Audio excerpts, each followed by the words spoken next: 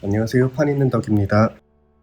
P게임 X4화를 보면서 저는 메인 매치였던 블라인드 경매를 조금 다르게 봤었는데 겉으로는 경매 게임처럼 보였지만 사실은 정보를 다루는 게임에 더 가까웠다는 생각이 들었습니다. 그렇다고 이번 게임에서 가장 중요한 건 정보를 많이 가지고 있다고 반드시 승리한다는 것도 아니라고 생각합니다. 오히려 같은 정보를 보고도 누군가는 기회로 만들었고 누군가는 그냥 흘려보냈습니다. 그리고 그 작은 차이가 결국 데스매치에 갈 팀을 결정했습니다. 오늘은 피해게임 X4화를 보면서 왜 이번 메인 매치는 경매 게임이 아니라 정보 게임이었는지, 그리고 왜 정보를 많이 아는 것보다 그 정보로 미래를 얼마나 정확하게 예측할 수 있느냐가 더 중요했는지 제 생각을 이야기해 보겠습니다. 사실 이번 메인 매치를 보면서 한 가지 재밌는 점이 있었는데요. 모두 같은 룰을 듣고 같은 물품을 보고 같은 경매에 참여했지만 플레이어들이 중요하게 생각한 정보는 전부 달랐다는 점입니다.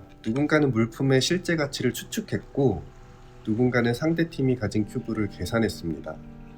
또 누군가는 연합이 어떻게 움직일지를 읽으려고 했었습니다. 즉 이번 게임은 단순히 얼마를 낼 것인가를 결정하는 게임이 아니라 어떤 정보를 먼저 읽고 무엇을 기준으로 판단할 것인가를 결정하는 게임이었습니다.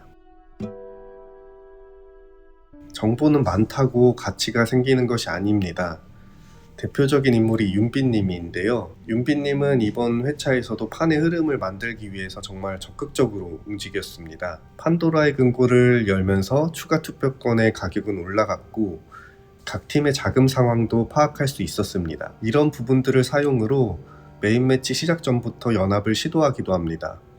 하지만 결과적으로 그 연합은 성사되지 않았습니다. 오히려 P1을 중심으로 한 세 팀의 연합이 훨씬 빠르게 완성되었습니다. 저는 이 장면이 재밌었는데 좋은 정보를 가지고 있는 것과 그 정보를 판으로 연결하는 것은 전혀 다른 문제였기 때문입니다. 그리고 이 차이는 메인 매치 후반에서 더욱 크게 드러납니다. 대표적인 장면이 성수 아크로 서울 포레스트였습니다. 당시 P2는 사실상 이번 물품을 반드시 확보해야 하는 상황이었습니다. 그런데 윤빈님은 다음 라운드에 특수카드가 나오지 않을 것에 베팅했다고 이야기합니다. 즉 성수 아파트의 가치만 잘못 판단한 것이 아니라 다음 라운드까지 포함한 그 판 전체를 예측하고 선택한 것이었습니다.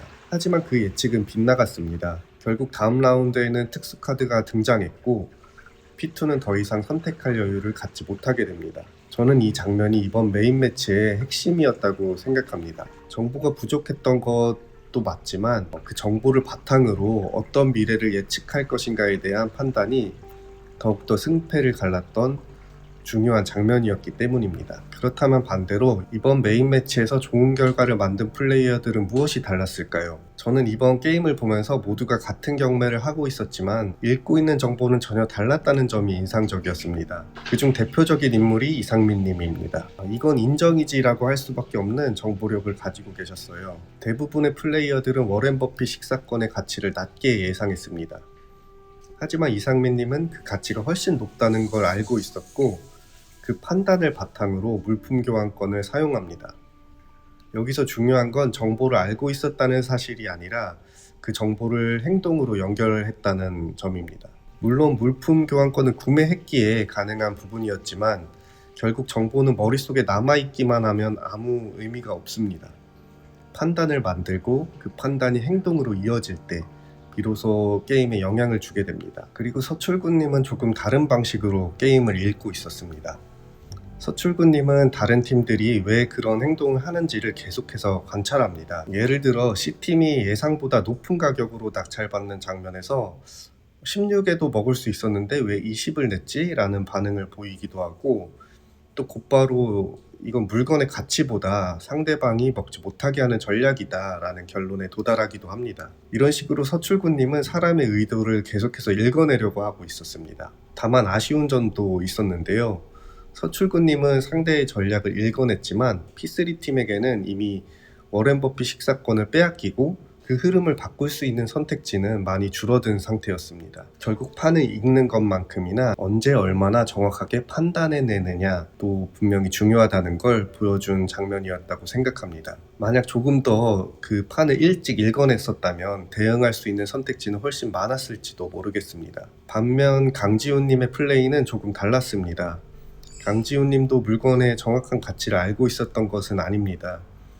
하지만 계속해서 다른 팀이 어떤 큐브를 썼는지, 몇 라운드쯤 특수카드가 나올 확률은 얼마나 되는지, 상대가 어디까지 따라올 수 있는지를 계산합니다. 예를 들어 성수 아파트 경매에서도 P3가 비공개 경매에서 어떤 큐브를 사용했었는지 모르기 때문에 얼마까지 올려야 가장 적은 큐브로 낙찰받을 수 있을지를 고민하는 장면도 나옵니다. 강지훈님은 정답을 알고 플레이한 것이 아니라 정보가 부족한 상황에서도 가장 기대값이 높은 선택을 찾으려고 했습니다. 사실 현실에서도 우리는 모든 정보를 다 알고 판단하는 경우보다 부족한 정보 속에서 선택해야 하는 경우가 훨씬 많습니다. 그럴수록 중요한 건 정보의 양이 아니라 그 정보를 어디까지 해석할 수 있는가입니다. 그리고 저는 이번 메인 매치에서 가장 아쉬웠던 팀이 P3였습니다. P3는 경매라는 게임 특성상 다수 연합이 오히려 비효율적일 수 있다고 판단했습니다. 실제로 그 판단 자체는 틀리지 않았습니다.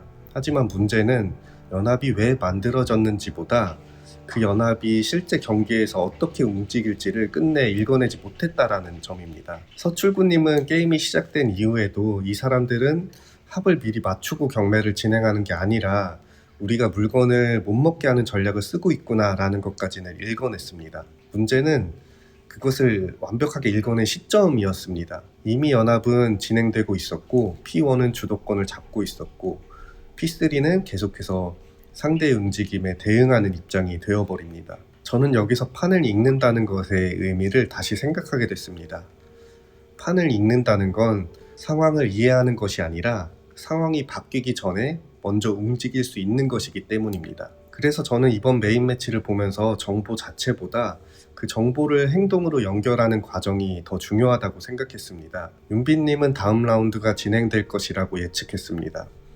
하지만 그 예측이 빗나가면서 결정적인 기회를 놓쳤습니다. 이상민님은 정보를 행동으로 연결시킬 수 있었고 결국 물품 교환권으로 P1이 1위를 하는 결과를 만들어냈습니다. 서출구님은 상대의 전략을 읽어냈지만 이미 선택할 수 있는 수가 많지 않았습니다. 강지훈님은 끝까지 확률을 계산하면서 가장 합리적인 선택을 찾으려고 했습니다. 같은 게임을 했지만 누구도 같은 방식으로 플레이하지는 않았습니다. 그리고 그 작은 차이가 결국 이번 메인 매치의 결과를 만들었습니다. 첫 번째 영상에서는 왜 세 팀 연합이 서로를 믿지 못하면서도 유지될 수 있었는지를 이야기했습니다. 결국 핵심은 상대가 어떤 선택을 할 수밖에 없었는지를 읽어내는 것이었죠. 이번 영상도 결국 같은 이야기였습니다.